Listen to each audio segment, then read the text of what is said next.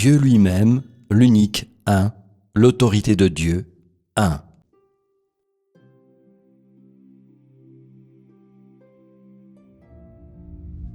L'autorité du Créateur n'est pas contrainte par le temps, l'espace ou la géographie, et l'autorité du Créateur est inestimable. Regardons Genèse chapitre 22, versets 17 et 18. C'est un autre passage de l'Éternel Dieu dans lequel il dit à Abraham « Je te bénirai et je multiplierai ta postérité comme les étoiles du ciel et comme le sable qui est sur le bord de la mer, et ta postérité possédera la porte de ses ennemis. Toutes les nations de la terre seront bénies en ta postérité, parce que tu as obéi à ma voix. » L'Éternel Dieu a béni Abraham plusieurs fois en affirmant que sa progéniture se multiplierait. Et se multiplierait dans quelle mesure ? Dans la mesure mentionnée dans l'Écriture, comme les étoiles du ciel et comme le sable sur le bord de la mer. C'est-à-dire que Dieu voulait donner à Abraham une progéniture aussi nombreuse que les étoiles du ciel et aussi abondante que le sable sur le bord de la mer. Dieu a parlé en utilisant l'imagerie, et, de cette imagerie, il n'est pas difficile de voir que Dieu ne donnerait pas seulement 1, 2 ou même des milliers de descendants à Abraham, mais un nombre incalculable, suffisamment pour qu'il devienne une multitude de nations. Car Dieu a promis à Abraham qu'il serait le père de nombreuses nations. Et ce nombre a-t-il été déterminé par l'homme ou a-t-il été déterminé par Dieu ? L'homme peut-il contrôler le nombre de ses descendants ? Est-ce que ça relève de lui ? Qu'il en ait quelques-uns ou non, ne relève même pas de l'homme, encore moins d'en avoir autant que, comme les étoiles du ciel et comme le sable qui est sur le bord de la mer, qui ne souhaite pas que sa progéniture soit aussi nombreuse que les étoiles. Malheureusement, les choses ne tournent pas toujours comme tu le veux. Peu importe à quel point l'homme est habile ou compétent, ce n'est pas à lui de décider. Personne ne peut être exclu de ce qui est ordonné par Dieu. Le nombre qu'il t'alloue, c'est ce que tu auras. Si Dieu t'en donne un peu, alors tu n'en auras jamais beaucoup. Et si Dieu t'en donne beaucoup, il est inutile de t'indigner à cause de la quantité que tu as. N'est-ce pas le cas ? Tout cela revient à Dieu, non à l'homme. L'homme est gouverné par Dieu, et personne n'est exempt. Quand Dieu a dit « Je multiplierai ta postérité », c'était une alliance que Dieu établissait avec Abraham, et comme l'alliance de l'arc-en-ciel, elle serait réalisée pour l'éternité, et était aussi une promesse faite à Abraham par Dieu. Seul Dieu est qualifié et compétent pour faire de cette promesse une réalité. Peu importe que l'homme le croie ou non, peu importe que l'homme l'accepte ou non, et peu importe comment l'homme le voit et comment il le considère. Tout cela s'accomplira à la lettre, selon les paroles prononcées par Dieu. Les paroles de Dieu ne seront pas modifiées à cause des changements dans la volonté ou les conceptions de l'homme, et ne seront pas modifiées par des changements en toute personne, toute chose ou tout objet. Toutes choses peuvent disparaître, mais les paroles de Dieu resteront pour toujours. Au contraire, le jour où toutes choses disparaîtront sera exactement le jour où les paroles de Dieu seront complètement accomplies. Car il est le Créateur, il possède l'autorité du Créateur, la puissance du Créateur, et il contrôle toute chose et toute force de vie. Il est capable de faire en sorte que quelque chose vienne de rien, ou que quelque chose devienne rien. Et il contrôle la transformation de toute chose de vivante à morte. Et donc, pour Dieu, rien ne pourrait être plus simple que de multiplier le descendant de quelqu'un. Cela semble fantastique à l'homme, comme un conte de fées. Mais à Dieu, ce qu'il décide de faire et promet de faire n'est pas fantastique, ni un conte de fées. Au contraire, c'est un fait que Dieu a déjà vu et qui sera sûrement accompli. Appréciez-vous cela? Les faits prouvent-ils que les descendants d'Abraham étaient nombreux? Nombreux à quel point exactement? Aussi nombreux que, comme les étoiles du ciel, et comme le sable qui est sur le bord de la mer, comme Dieu l'a dit? Se sont-ils répandus dans toutes les nations et les régions, dans tous les endroits du monde? Et qu'est-ce qui a accompli ce fait? A-t-il été accompli par l'autorité des paroles de Dieu? Pendant plusieurs centaines ou milliers d'années, après que les paroles de Dieu eurent été prononcées, les paroles de Dieu continuèrent à s'accomplir et devinrent constamment des faits. C'est la force des paroles de Dieu et la preuve de l'autorité de Dieu. Quand Dieu a créé toute chose au commencement, Dieu a dit « que la lumière soit », et la lumière fut. Cela s'est passé très rapidement, a été accompli en très peu de temps, et il n'y a pas eu de retard à son accomplissement et sa réalisation. Les effets des paroles de Dieu furent immédiats. Les deux étaient une démonstration de l'autorité de Dieu. Mais quand Dieu a béni Abraham, il a permis à l'homme de voir un autre aspect de l'essence de l'autorité de Dieu et a permis à l'homme de voir l'aspect inestimable de l'autorité du Créateur et de plus a permis à l'homme de voir un côté plus réel, plus exquis de l'autorité du Créateur. Une fois que les paroles de Dieu sont déclarées, l'autorité de Dieu se charge de cette œuvre et le fait promis par la bouche de Dieu commence progressivement à devenir une réalité. Parmi toutes choses, en conséquence, des changements commencent à se produire en tout, comme à l'arrivée du printemps. L'herbe devient verte, les fleurs s'épanouissent, les bourgeons poussent dans les arbres, les oiseaux commencent à chanter, les oies reviennent et les champs abondent de gens. Avec l'arrivée du printemps, toutes choses sont rajeunies, et c'est l'acte miraculeux du Créateur.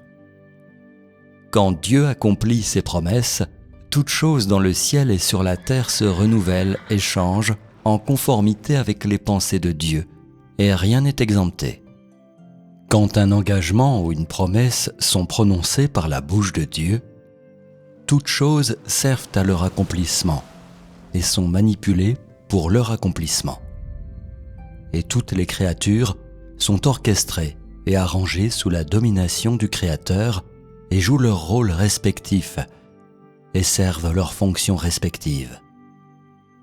C'est la manifestation de l'autorité du Créateur. Que vois-tu en cela? Comment connais-tu l'autorité de Dieu? Y a-t-il une étendue à l'autorité de Dieu?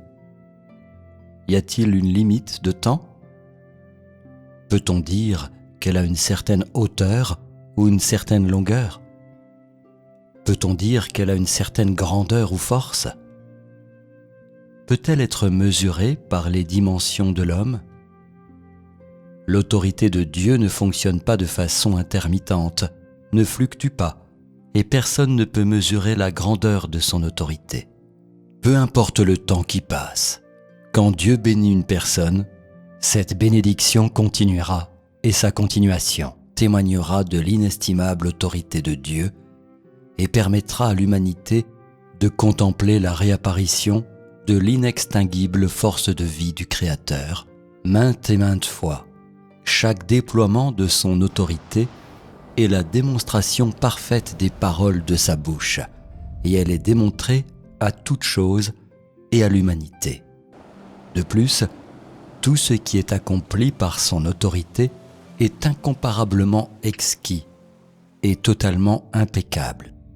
On peut dire que ses pensées, ses paroles, son autorité et toute l'œuvre qu'il accomplit constitue une image d'une beauté incomparable, et pour les créatures, le langage de l'humanité est incapable d'articuler sa signification et sa valeur.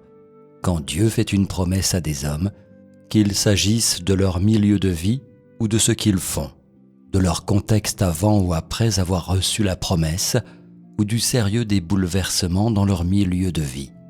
Tout cela est complètement familier à Dieu. Peu importe combien de temps s'écoule après que les paroles de Dieu ont été dites, pour lui, c'est comme si elles venaient juste d'être déclarées. C'est-à-dire que Dieu a la puissance et a une telle autorité qu'il peut gérer, contrôler et réaliser chaque promesse qu'il fait à l'humanité. Et peu importe ce qu'est la promesse, peu importe le temps qu'il faut pour qu'elle se réalise complètement, et en outre, peu importe l'ampleur de la portée que son accomplissement évoque, par exemple le temps, la géographie, la race, etc., cette promesse sera accomplie et réalisée. Et de plus, son accomplissement et sa réalisation n'exigeront de lui pas le moindre effort.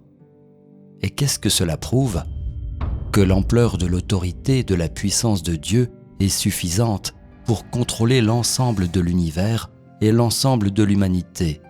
Dieu a fait la lumière, mais cela ne signifie pas que Dieu ne gère que la lumière ou qu'il ne gère l'eau que parce qu'il a créé l'eau et que tout le reste n'a aucun rapport avec Dieu. N'est-ce pas un malentendu ? Bien que la bénédiction de Dieu sur Abraham ait progressivement disparu de la mémoire de l'homme après plusieurs centaines d'années, pour Dieu, cette promesse est restée la même. Elle était toujours en processus d'accomplissement et ne s'était jamais arrêtée. L'homme n'a jamais su ou entendu comment Dieu exerçait son autorité, comment toute chose était orchestrée et arrangée, et combien d'histoires merveilleuses se sont produites parmi toutes les choses de la création de Dieu pendant ce temps. Mais chaque pièce merveilleuse du déploiement de l'autorité de Dieu et la révélation de ses actes ont été transmis et exaltés entre toutes choses. Toutes choses se sont manifestées et ont attesté des actions miraculeuses du Créateur. Et chaque histoire, souvent répétée de la souveraineté du Créateur sur toute chose, sera proclamée par toute chose à jamais. L'autorité par laquelle Dieu gouverne toute chose et la puissance de Dieu montrent à toute chose que Dieu est présent partout et en tout temps. Quand tu auras été témoin de l'ubiquité, de l'autorité et de la puissance de Dieu, tu verras que Dieu est présent partout et en tout temps. L'autorité et la puissance de Dieu ne sont pas limitées par le temps, la géographie, l'espace ou toute personne, toute affaire ou toute chose. L'ampleur de l'autorité de la puissance de Dieu surpasse l'imagination de l'homme. Elle est insondable pour l'homme, inimaginable pour l'homme, et ne sera jamais complètement connue de l'homme.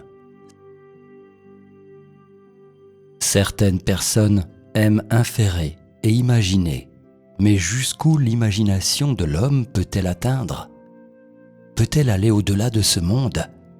L'homme est-il capable d'inférer et d'imaginer l'authenticité et la précision de l'autorité de Dieu ? L'inférence et l'imagination de l'homme sont-elles capables de lui permettre d'acquérir une connaissance de l'autorité de Dieu ? Peuvent-elles faire que l'homme apprécie et se soumette vraiment à l'autorité de Dieu ?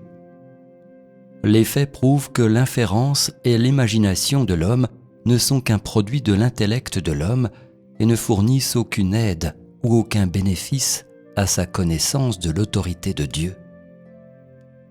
Après avoir lu la science-fiction, certains sont capables d'imaginer la Lune et l'assemblant des étoiles.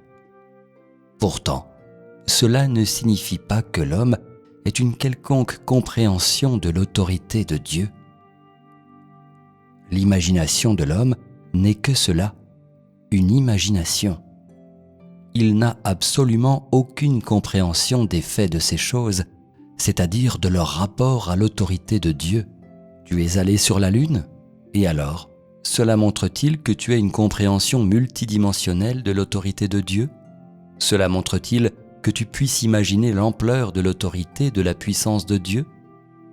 Puisque l'inférence et l'imagination de l'homme sont incapables de lui permettre de connaître l'autorité de Dieu, que devrait faire l'homme? L'option la plus sage serait de ne pas inférer ou d'imaginer, c'est-à-dire que l'homme ne doit jamais compter sur l'imagination et dépendre de l'inférence quand il s'agit de connaître l'autorité de Dieu. Qu'est-ce que je veux vous dire ici? La connaissance de l'autorité de Dieu, de la puissance de Dieu, de la propre identité de Dieu et de l'essence de Dieu ne peut être obtenue en te fiant à ton imagination. Puisque tu ne peux pas compter sur l'imagination pour connaître l'autorité de Dieu, alors, de quelle manière peux-tu acquérir une véritable connaissance de l'autorité de Dieu? En mangeant et en buvant les paroles de Dieu, en échangeant et en expérimentant les paroles de Dieu, tu auras une expérience graduelle de l'autorité de Dieu et pourras la vérifier, et ainsi tu en gagneras une compréhension graduelle et une connaissance progressive. C'est le seul moyen d'atteindre la connaissance de l'autorité de Dieu. Il n'y a pas de raccourci. Vous demander de ne pas imaginer n'est pas la même chose que de vous faire vous asseoir passivement pour attendre la destruction ou vous empêcher de faire quoi que ce soit. Ne pas utiliser ton cerveau pour penser et imaginer signifie ne pas utiliser la logique pour inférer, ne pas utiliser la connaissance pour analyser, ne pas utiliser la science comme base, mais plutôt d'apprécier, de vérifier et de confirmer que le Dieu auquel tu crois a autorité. Confirmer qu'il détient la souveraineté sur ton sort et que sa puissance prouve en tout temps qu'il est le vrai Dieu lui-même à travers les paroles de Dieu, à travers la vérité, à travers tout ce que tu rencontres dans la vie. C'est le seul moyen pour quiconque d'acquérir une compréhension de Dieu. Certains disent qu'ils souhaitent trouver un moyen simple d'atteindre ce but. Mais pouvez-vous penser à un tel moyen? Je te le dis, il n'est pas nécessaire de penser, il n'y a pas d'autre moyen. Le seul moyen est de connaître consciencieusement et fermement par chaque parole qu'il exprime et tout ce qu'il fait, ce que Dieu a, est et de le vérifier. C'est le seul moyen de connaître Dieu. Car ce que Dieu a est, et tout qui est de Dieu n'est pas creux et vide, mais réel. Le fait du contrôle et de la domination du Créateur sur toute chose et tous les êtres vivants atteste de la véritable existence de l'autorité du Créateur. De même, la bénédiction de Job par l'Éternel est consignée dans le livre de Job. Qu'est-ce que Dieu a accordé à Job? Pendant ces dernières années, Job reçut de l'Éternel plus de bénédictions qu'il n'en avait reçu dans les premières. Il posséda 14 000 brebis, 6 000 chameaux, 1 000 paires de bœufs et 1 000 ânesses. Job chapitre 42, verset 12. Du point de vue de l'homme, quelles étaient ces choses données à Job? Étaient-elles les biens de l'homme? Avec ces biens, Job aurait-il été très riche en ce temps-là? Et comment a-t-il acquis de tels biens? Qu'est-ce qui explique sa richesse? Il va sans dire que c'est grâce à la bénédiction de Dieu que Job est venu à la posséder. Comment Job considérait ses biens et comment il considérait les bénédictions de Dieu ne sont pas des choses dont nous allons parler ici. Quand il s'agit des bénédictions de Dieu, tous les hommes aspirent, jour et nuit, à être bénis par Dieu. Mais l'homme n'a aucun contrôle sur la quantité de biens qu'il peut acquérir durant sa vie ou s'il peut recevoir des bénédictions de Dieu. c'est un fait indiscutable. Dieu a l'autorité et la puissance d'accorder à l'homme n'importe quel bien, de permettre à l'homme d'obtenir n'importe quelle bénédiction. Mais il y a un principe aux bénédictions de Dieu. Quelle sorte de gens Dieu bénit-il ? Les gens qu'il aime, bien sûr. Abraham et Job ont tous deux été bénis par Dieu. Mais les bénédictions qu'ils ont reçues n'étaient pas les mêmes. Dieu a béni Abraham de descendants aussi nombreux que le sable et les étoiles.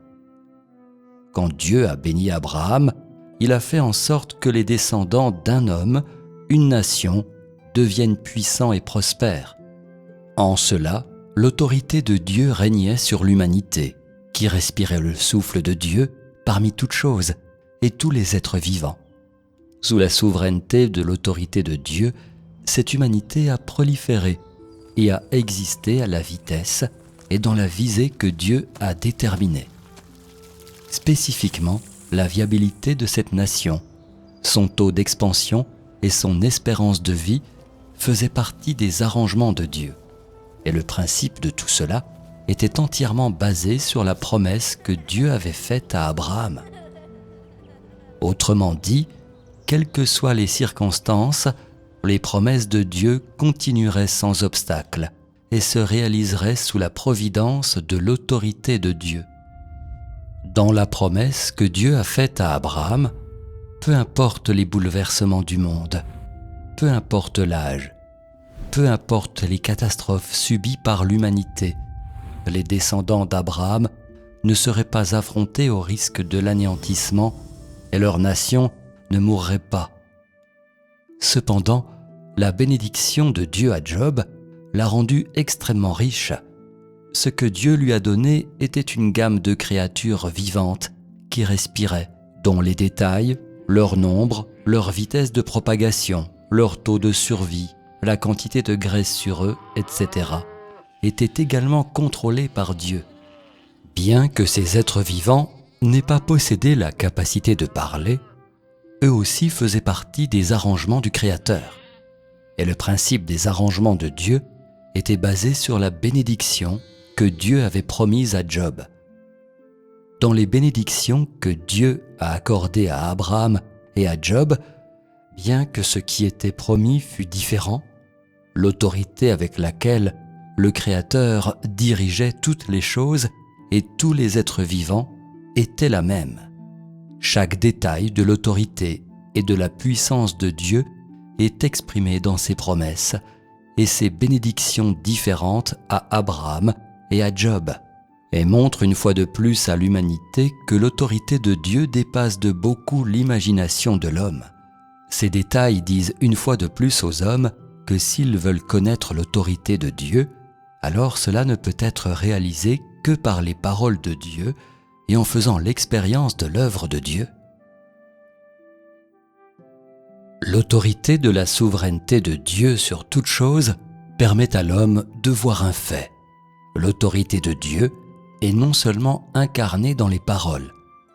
Et Dieu a dit « que la lumière soit », et la lumière fut, et qu'il y ait un firmament, et le firmament fut, et qu'il y ait la terre, et la terre fut. Mais, de plus, dans la manière dont il a perpétué la lumière, a empêché que le firmament disparaisse et a gardé la terre séparée de l'eau pour toujours, ainsi que dans les détails de la façon dont il a régné sur toutes les créatures et les a gérées. Lumière, firmament et terre. Que voyez-vous de plus dans la bénédiction de Dieu sur l'humanité ?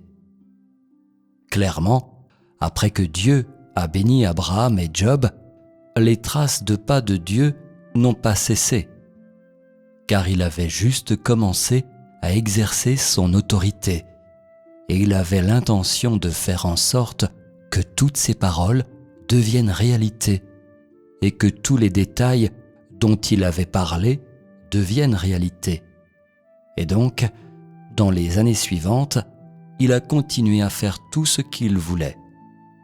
Parce que Dieu a l'autorité il semble peut-être à l'homme que Dieu parle seulement et n'a pas besoin de lever le petit doigt pour accomplir toute chose. Imaginer cela est quelque peu ridicule. Si tu adoptes seulement la vision unilatérale de l'établissement de l'alliance de Dieu avec l'homme en utilisant des paroles, de l'accomplissement de tout par Dieu en utilisant des paroles, et tu es incapable de voir les différents signes et faits qui démontrent que l'autorité de Dieu domine sur l'existence de toute chose, alors ta compréhension de l'autorité de Dieu est trop insignifiante et ridicule. Si l'homme imagine Dieu ainsi, alors il faut le dire, la connaissance que l'homme a de Dieu est arrivée au dernier fossé et a atteint une impasse, car le Dieu que l'homme imagine n'est qu'une machine qui donne des ordres, et non le Dieu qui possède de l'autorité. Qu'as-tu vu dans les exemples d'Abraham et de Job ? As-tu vu le vrai côté de l'autorité et de la puissance de Dieu ? Après que Dieu a béni Abraham et Job, Dieu n'est pas resté là où il était et n'a pas non plus mis ses messagers à l'œuvre en attendant de voir quel serait le résultat. Au contraire, dès que Dieu a déclaré ses paroles, sous la direction de l'autorité de Dieu, toutes choses ont commencé à se conformer à l'œuvre que Dieu avait l'intention de faire, et les gens, les choses et les objets que Dieu requérait furent préparés.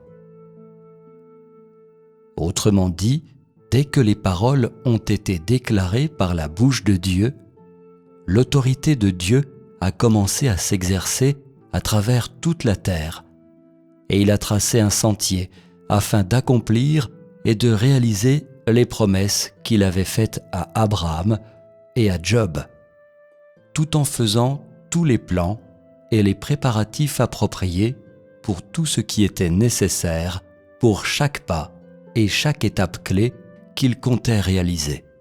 Pendant ce temps, non seulement Dieu a manipulé ses messagers, mais aussi toutes les choses qu'il avait créées. C'est-à-dire que l'étendue de l'autorité de Dieu n'incluait pas seulement les messagers, mais, de plus, toutes choses qui étaient manipulées afin qu'elles se conforment à l'œuvre qu'il avait l'intention d'accomplir. Ce sont les manières spécifiques dans lesquelles Dieu exerçait son autorité.